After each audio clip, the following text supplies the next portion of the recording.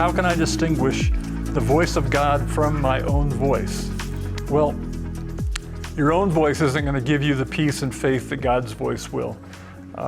When you're listening to yourself, there will still be doubt and uncertainty. You'll still be looking for confirmation from people or circumstances. But when you have the voice of God, you know that you know. In other words, there's no doubt, there's no uncertainty, there's no pressure, there's no strain.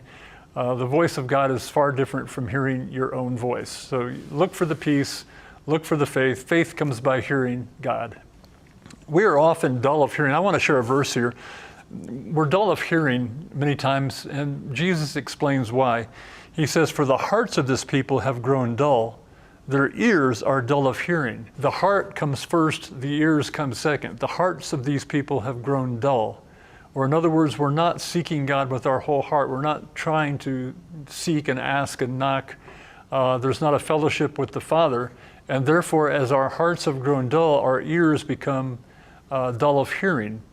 And so we aren't sure if we're hearing from God or not because our hearts aren't really in it.